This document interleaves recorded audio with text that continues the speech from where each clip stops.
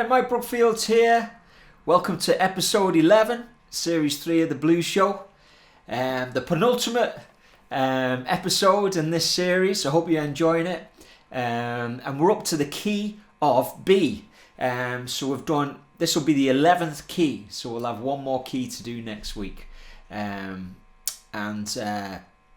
Like always, there's a backing track if you want a copy of the backing track. Just email me at mikebrookfield@mac.com. And thanks again to everybody who's been leaving positive comments, and I hope you're enjoying it and you're taking a little bit of information here and there out of this series. You know, I'm really enjoying kind of writing pieces and doing these videos and interacting with you guys. So yeah, please leave some feedback, and maybe we'll do some more. Okay. So yeah, the key of B.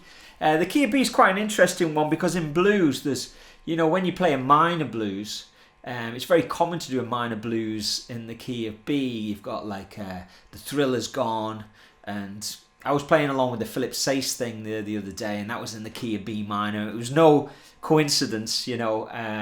I write songs. I wrote a song called Blue Skies in the key of B minor on the Love Breaks the Fall album, you know, and it does kind of influence you different keys, and B minor is a particularly interesting key. Actually, Love Breaks the Fall, the song is in B minor as well. It's a nice key to play in. You know, it reminds me of the old Spinal Tap thing, D minor, the saddest of all keys, you know.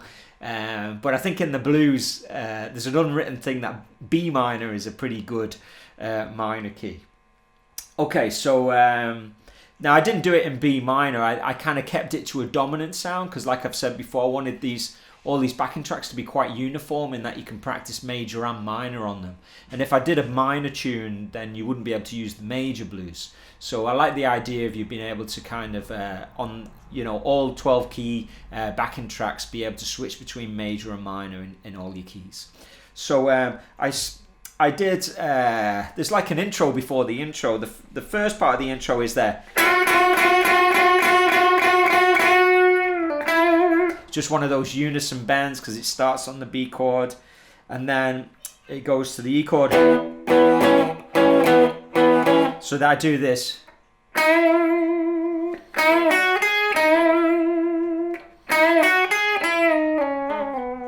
So and then it goes to the B chord. So what I'm doing there is I'm playing around that E.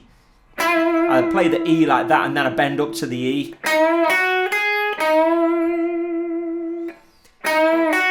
And then I bend down. And I do all that just with one pick, like. Because it's nice not to pick every note. So you've got this.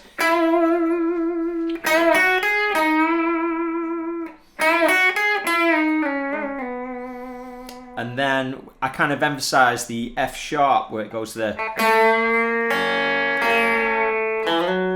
So it's that kind of outline in that. And then we're into the main head, which is I do this line,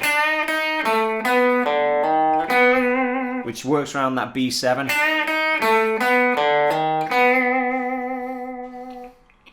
And then the second part of that, I start on the second beat, so I go 1.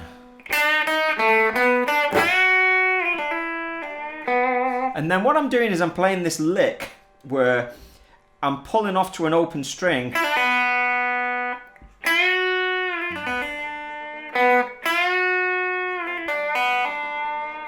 So I bend up, I slide up and down, pull off.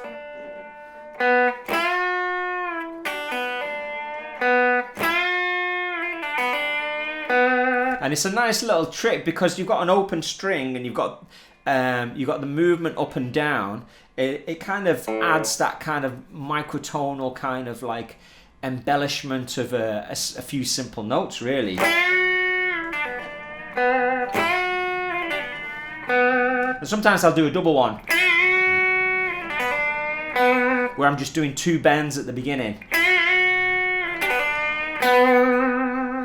And then when it goes to the E chord, I just change it slightly.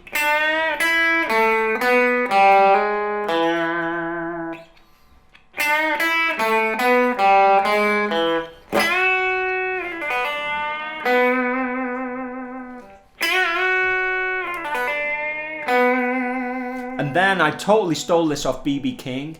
If you've studied with me, you've probably worked through Sweet Little Angel, the you know, off Live at the Regal, and he does this beautiful lick.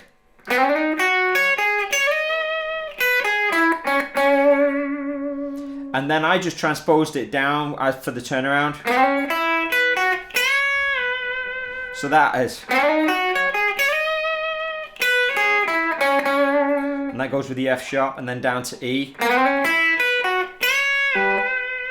And then back to the original. And then.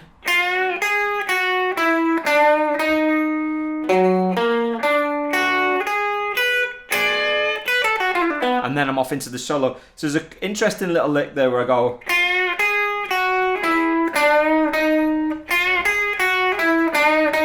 And that's really kind of like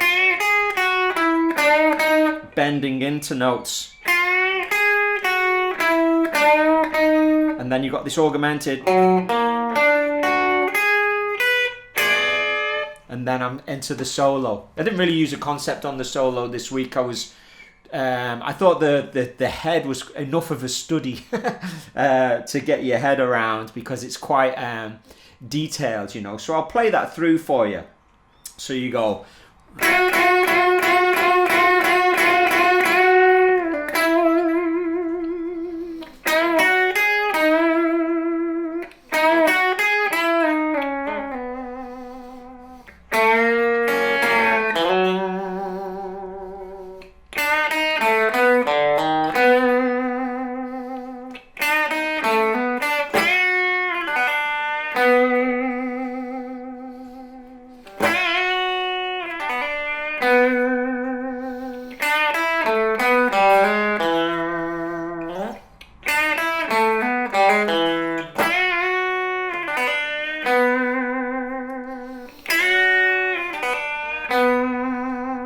The BB King.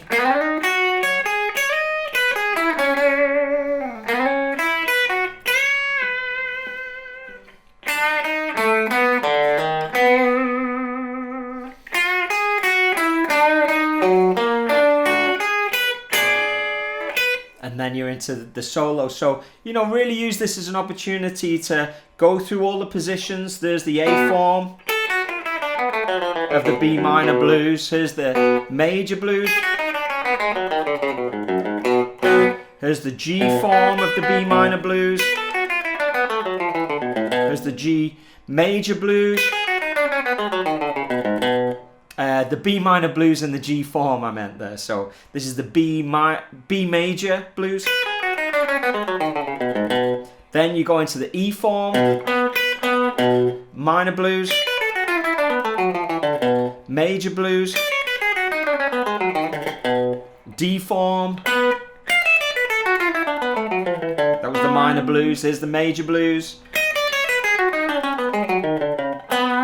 And then the C form, minor blues, major blues. Then you're back to the beginning again, minor blues, major blues. So learning them sitting on top of each other like that is really important. You can use that approach where you're moving things down 3 frets, which can be helpful, but isn't always helpful as well. It can kind of it can make you think when you're soloing, and you don't want to be thinking. It's the old Steve Ray Vaughan thing. If you're thinking, then you're kind of losing your flow. You want to know, you just got to go and play and not have to work things out really. You just got to be blowing. So hope you enjoyed that episode 11 of the Blues Show, the key of B. One more next week. Let me know if you want this backing track, and I'll fire it out to you. And I'll speak to you soon. Take it easy. Keep it burning.